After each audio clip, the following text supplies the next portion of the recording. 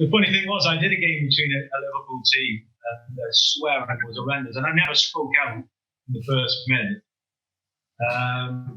But it was a Scouts team against a Danish team, I think, and one of these attackers said something, another word for gay in Scouts, to one of the players. So I blew my whistle and said, "Hey, come here." I said, "I can understand everything you say, and now stop fucking swearing." and then he says, "Oh my God, this referee's English. Boys, don't swear anymore, don't swear anymore." So that was cool.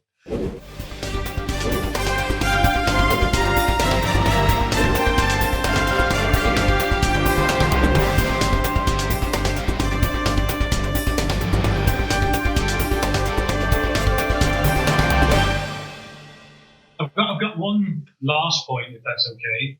Difference with England and Holland. And I've talked about this with Martin as well. And I experienced this during my time in the Easter Open event with referees. And I think this is a very big difference. Whenever there's a red card in one of these youth games during the Easter Open, and it's an English player, we often have coaches come in demanding explanations why he's been sent off. And over here in Holland, we would say, "Fuck off, we're not going to explain ourselves to you. No way, sorry for swearing." Don't apologise. No, but in Holland, it's very uncommon. No one after the game will address me about my decisions because it's not done. And they know I would never ever answer. No captain or whatever will come to me and say, "Oh, why? And I don't feel like I have to explain myself to them. Again, they're never going to agree, so there's no point in it. But I think, again, this is a culture thing where English referees seem, on the pitch as well, because of the games I've seen in England, more willing to explain their decisions to captains and managers, where they feel they can sort of demand explanations for things they're never going to agree on. So you get loads of discussions in the end, which I could think needs to be prevented if you say, "No, I'm not going to go discuss my decisions with you." Over here, again, it's not done. I've been in the boards of our local club, and we also had an agreement that no one would ever challenge a referee after a game because it's not done. That's brilliant. That's the difference again. In fairness, though, some of them are very entitled, and you'll get some that's a serious pain in the arse and you never please them. But there are many out there who in fairness, have come to me after the game. We give them a bit of time to cool down. I have learned stuff from them having input, but a lot of them do come there just to vent the spleen. And it's really, I was thinking about this when you were talking, mate, is that when we went over with all the referees from Western Super there all those years ago, a couple of times, it was dead funny because all the English teams after like day one or day two, they go, "Oh my God, thank God, we've got English referees, not that lads from Germany, or not that lads from Holland, or not that lads from Denmark. Oh, the English referees are so much better." And I just say to them, "Hey mate, when you get home, remember that. Remember the ones that are good when you get home, because that's a good one. You think we're all shite." And I just think it's that dynamic in it where I think there is a definite difference in attitude in. And we have some great conversations about the English mentality compared to the Dutch mentality. Well, luckily they think I'm English, so I'm good there. But unfortunately, they think you're Scouts as well. Yeah. The funny thing was, I did a game between a Liverpool team, and I swear it was horrendous, and I never spoke out in the first minute. But it was a Scouts team against a Danish team, I think, and one of these attackers said something, another word for gay in Scouts, to one of the players. So I blew my whistle and said, "Hey, come here." I said, "I can understand everything you say, and now stop fucking swearing." and then he says, "Oh my God, this referee's English. Boys, don't swear anymore, don't swear anymore." So that was cool. But listen, that is, I'd say that's brilliant match control without having to dish the cards out, because by rights you'll get some robot referees that say, "Oh, you should have sent him off as per the laws of the game. But what you've done is you've kept 11 players on each side away. I'm assuming it was 11 aside at that point. And kept the game going, and you've instantly stamped your authority on an entire team who thought they could take the piss like that. And you've done it in a way which now telling that story is a funny story. I've mentioned so many times that I remember going to an RA Zoo presentation, and we talked exactly about that swearing. And we said, right, and we had one swear word up, I won't say what it was. Swear word says, would you send this off if the player in the very first minute, just after kickoff, said that to you? Would you? Oh well, not in the first minute. But, what minute would you send him off in? Yeah. Oh well, and then it depends if he's been a pain in the ass. And no, forget he's been a pain in the ass. Those are the games off in the bus, offensive, insulting, and abusive language. People will say, "Oh, swearing isn't in the laws of the game." It always does me head in, but we know what it means. And we had this big lunch where it was on the pitch, who it was to, and one bloke said, "Oh, just imagine, a lad goes to the back of someone, breaks his leg. You yellow card that lad. The lad's on the floor with a broken leg goes, me effing leg," and he sends him off for swearing. Oh. You know what I mean? So you think, hang on a minute. There's this sort of there's a discretionary powers, they used to call it. And I think I did that presentation an hour and a half purely on swearing about where on the field to play. If it was over the corner, if it was just you, if it was at you, if it was at one of the players, if it was at his own player, if it was at an opponent, all these ingredients come in to what a red card was for swearing. And that's the story of swearing and how it needs to be managed and dealt with. I think that it's quite clear, really. I mean, I might be incriminating myself here almost, but I think really what you need to probably do, in my opinion, is to make one clear distinction when it comes to swearing. Who's it directed at? If it's directed at you, then I think you should take action generally. If it's not directed at you, then that's when I think you need to manage games, because everybody in every walk of life, not just football players playing football, anybody in any walk of life who's doing anything can get frustrated or experience pain. And on both occasions, we know that the science that basically backs up the fact that if you use swear words when you are frustrated or in pain, that can actually reduce the frustration or the pain. Now that's fine. I think the distinction you must make is, right, this is directed at me now. And if they're finger pointing, their body language and they're aggressive and everything that all comes into it, I think that's when you should take action. And personally, that's pretty much the way I go about my referee, and the rule that I make for myself is that I will take the action that I deem to be fit if I feel that the language is directed at myself and about and directed at me in an aggressive way in particular, maybe like, for example, in a confrontation. Well, the meat on the bone there, mate, just is the words, take action. Yeah. You never said, I will send him off. No, take action. Let's see. And I think that's a very important term to use, because some people will just say it must be better. And it's proved as match control is improved by managing it. I think any assessor, coach, mentor will tell you, the young referee coming through and other referees out there, is that leave yourself as many options as you can. Yeah. Yeah. And when you say take action, it doesn't mean an automatic yellow, an automatic red. Yeah. Don't ignore it.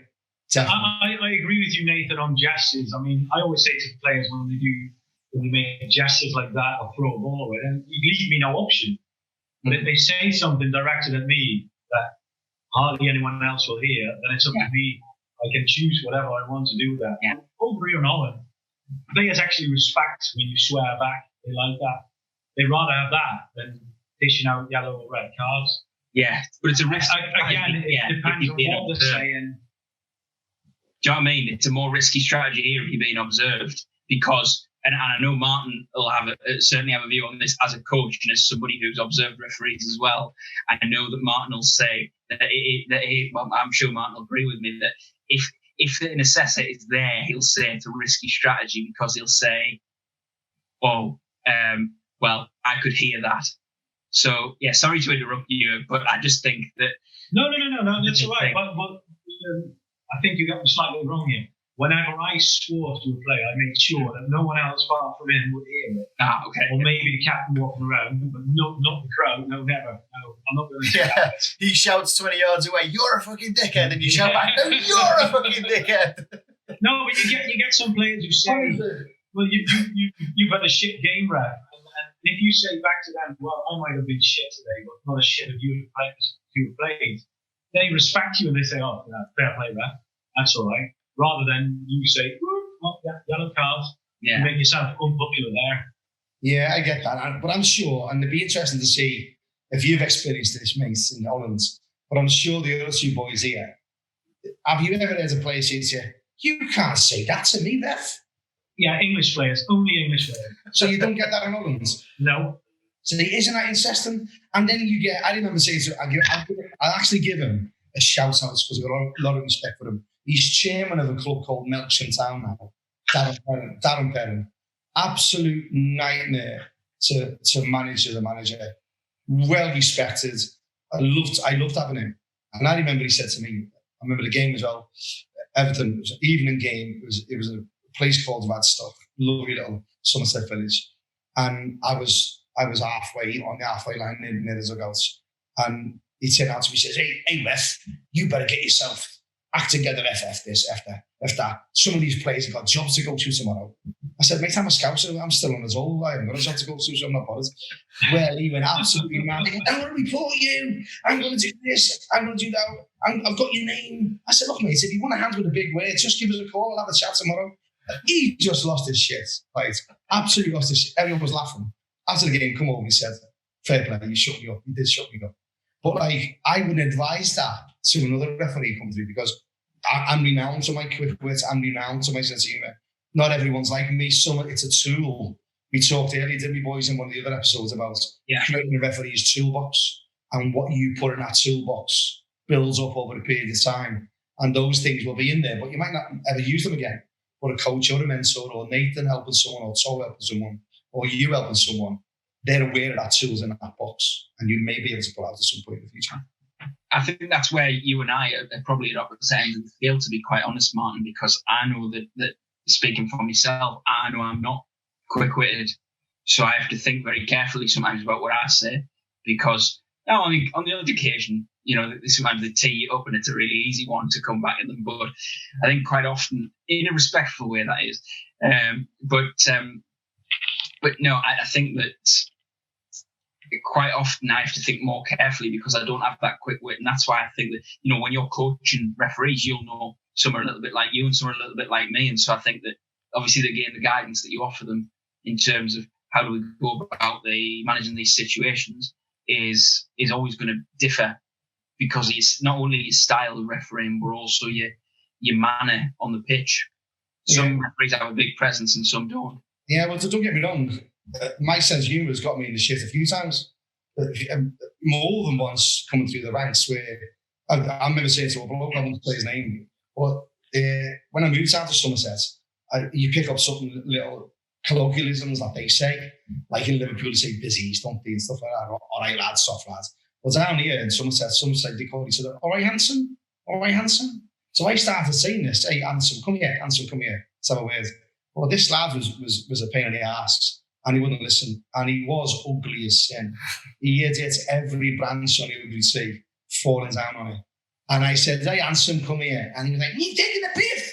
You ever taking the piss? And I was like, oh my God. I said, mate, no, listen, I call everyone handsome. It isn't like, and I just know what to do. And he basically got away with me for the rest of the game. Yeah, you right under the thumb from there. Oh, I was done. Well, it's funny you should say that because I've also refereed down in Sussex when I lived in Hastings for a couple of years, and when I was down there, my scouseness like doubled, tripled because you can say and do things as an outsider that they're not used to, and it really helps with like match control and stuff like that. But now that I'm back on Merseyside, I pretty much eliminate the Scousness and adopt a more of a Cheshire sort of demeanour. So with all these Scousers now, I've got a very different style of how I'll approach them. Whereas when I was down in the south, I was like, yeah, lad, just get on with the game. Come on, stop taking the piss. Whereas up here, I'm like, okay, gentlemen, can we speed it up, please? Shit like that. It's what works for me based on where I am and who I'm refereeing. So you sound like a bully back, we'd say. What are you refereeing, Ant? What are you refereeing, Ant? A snooker match? Oh, mate. Absolutely brilliant. If they were having a kickabout on a snooker table now, I'd referee it. I don't care. Before we wrap up, mate, I want to say thank you for giving us what we've been. I know we're going to edit it, but we've been here for an hour and 20 which you're an hour ahead over there. So it's like, obviously, what is it now over there? 20 past 10? Half 10, yeah. Like that. After 10. So, it's great to have you on board. And I said a while back, we love your input. And I'm sure we'll have you on again because there's lots we can talk about. I just hope that people listen to this and Anthony and Nathan have got, the benefits out of having someone like you. Excellent. 100%. And use this opportunity as well, because like I said, when this episode goes out, at that point we'll have hit the 10,000 viewers mark easily. Plug the Easter Open or whatever you've got in the pipeline coming up. Fingers crossed, nothing else is kind of knocked off now because of COVID, and we know that it's a shit situation everywhere. But what is 2021 the Easter Open? Is that looking like it'll go ahead? Yes, absolutely. Yeah, we have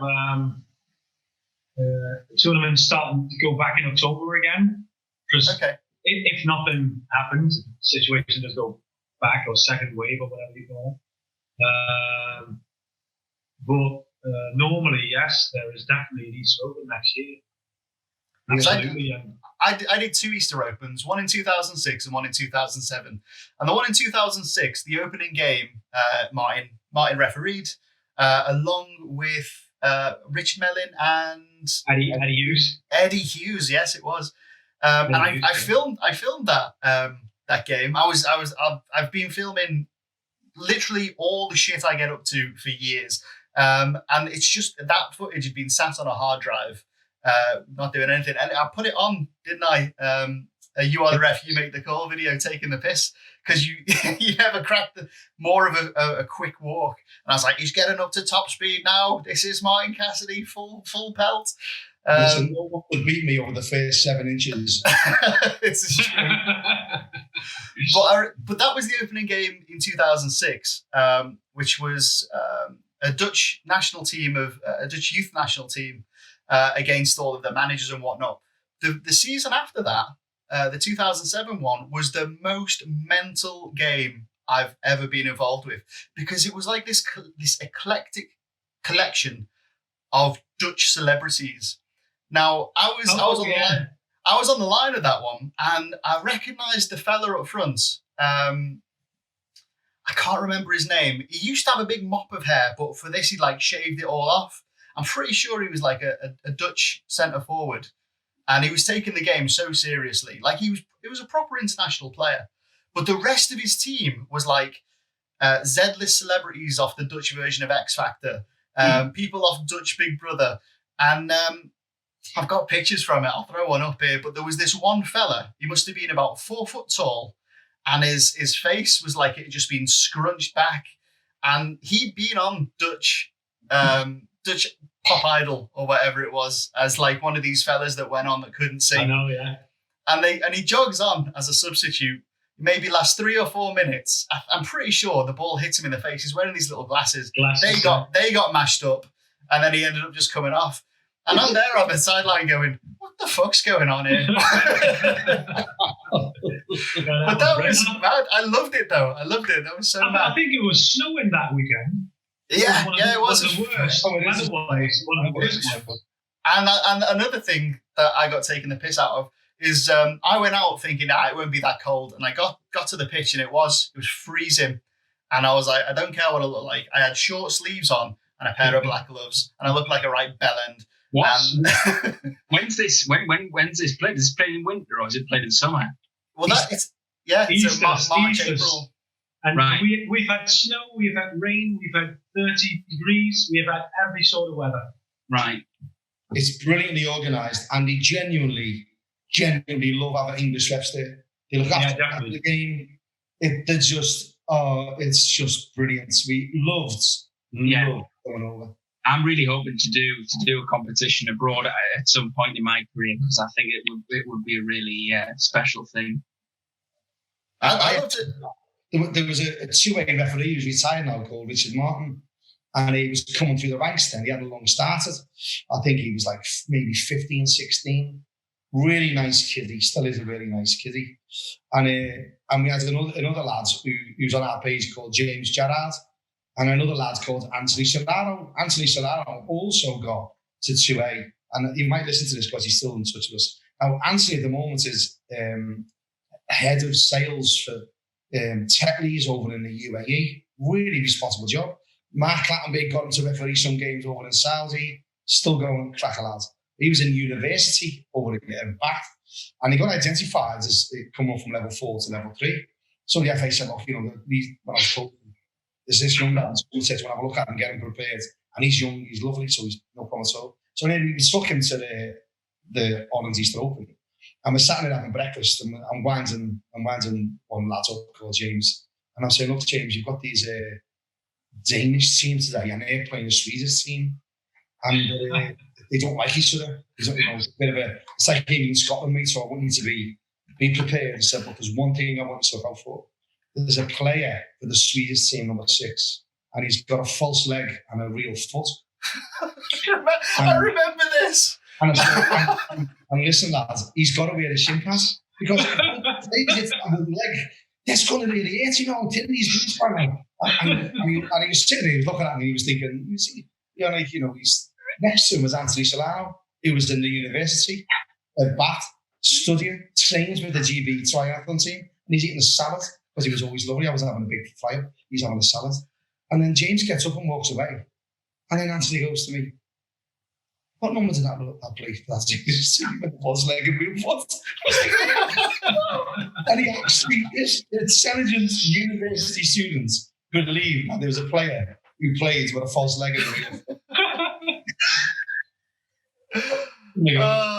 I was gonna, I remember that because it was you had like your senior refs around you as well, and as soon as you started going on about that, they bought into it. They were like, I know what's going on here, and we can get him. And poor James, like he was sound, he was a really good lad, but he's got like zero street smart about him at all. That was funny. And in the evenings as well, that hotel we ended up staying in was just down the road from like this thermal spa. So we all had hydrotherapy every night. I come away from the Easter Open a new man because I'd get in there, that hydro spa. At the end of the day, my legs wouldn't work. I'd run about 25 kilometers over the course of the day, got into this thermal spa. And I remember as well, there was a separate bit where you had to go in completely stark bollock naked. Yeah. But all the instructions to do that were in Dutch. So in walks these 20 referees, and we start using all these facilities, and these Dutch people are like, what are they doing? Anyway, they start tugging on the shorts, and we're like, the fuck are you doing? You're grabbing me pants like that. In the end, we kind of twigged on that. Yeah, it was. We were meant to get our knobs and bollocks out, and we just left. We were like, yeah, we're British. We're not about that life. So, do you know what? It's like it's one of the things about tournaments where they are brilliant, Nate, and I hope you do go. And I'd highly recommend going to the tournaments in apologies, because it's brilliant. And I'll be going to the next one as well anyway. So, but there's loads of it's the learning you do on the pitch, the learning you do before the pitch, but it's the crack you have. And that makes those friends that then you can call upon when you come back home and you're having a tough day. You might have a bad game, you need someone to call. And these bridges and friendships are made there. And there's another shout out I'd like to give to a lad called Dave Bryant, who was we went outside in those that came back. There was a part that you went through this like plastic gate or something. like in front of a car wash, with the slats. Yeah. And we went outside in the open air. It was lovely. All the stars shining. Because it was freezing that weekend, it was like a mist everywhere because the water was hot. And then we're all going round, and then Dave Bryant goes to me, Matt, I think there's 2 girls over there snogging. Have a look. And you could see through this like mist. It was like a Jack the Ripper movie. The mist just opens up a little bit, and there's this lad, these 2 people snogging. Lovely long hair, one was blonde hair, one was black hair. He goes, Scouts, let's swim over there and have a look, In Holland, they all do that, don't they? They all snog, don't they? These lesbians and stuff. And I said, go on, team, behave yourself, just go over. And he swims over through the fog, and as he gets nearer and nearer, he shouts back, oh, Scouts, it's a bloke with long hair. Just couldn't be brilliant. I love tournaments. We could fill 2 hours with anecdotes to these, Rob. We definitely could. I tell you what, though, you mentioned doing the next one in 2021. Sign me up for it now, because I'm talking about it. It's like kind of whet my appetite. I need to get back out there. I need to do these tournaments. I need to get back in that thermal spa, not the nudist bit. And then just have come back with these amazing memories. And anyone else that's watching this as well, I'll put a link up to the website, and I'll include it in the comments in the description below. It's one of the best run tournaments for referees from all over the world to come, and you get really looked after. And like I said, where are we now? 13 years later, we're still cracking on about it because that's how good the experience was. Yeah, and I was going to go. We were booked to go, but I mean, I booked and never did. And then COVID come in and killed. Well, I'll definitely be there the next one. And there's a few people showing interest on the Facebook page. We've been in touch a year ago already, where we might be able to take over a team of people from the left support page, and we can all meet each other, have a crack, and maybe have a bit of a pint or two. And no swearing. Wasn't there a story with an inflatable aeroplane though? I'll just leave that there. I'll leave that one out there. But I definitely remember an inflatable aeroplane, and it got passed around everyone. And if you had it, you had to just be continually drinking. That's a story for another episode though, because some of the shit that happened with that is like, it's for another episode. No, it's brilliant. Well, listen, say hello to Tina Van Geert is the guy that runs the tournaments with Jörg for Tina Van Geert's Skate Sports. There's many tournaments, youth tournaments, great guy to be involved in. So please send him Yeah. So I think we kill it. Cool, yeah. Outro. Anything else anyone wants to plug? Anyone got anything else going on? Yeah, well, I'm just obviously, again, every Friday we've got the Third Team blog, which I produce. And if you go on the Third Team website, www.thirdteam.co.uk, you can join the mailing list and receive it directly to your inbox, 5 o'clock UK time. It is most weeks. Hopefully it's a good read. We've had some really good feedback from some really kind of key players in refereeing in this country recently, and overseas as well. We've got a number of sort of FIFA officials and things that really enjoy reading our stuff. So it's all really good, and obviously we're looking to build the mailing list and get as many people on as possible. So yeah, brilliant. Highly recommend it. Very good. I want to thank you, gents, for having me on and giving me the time and space to talk to you. I think it's brilliant what you're doing, and I'm going to keep listening. So thanks for that.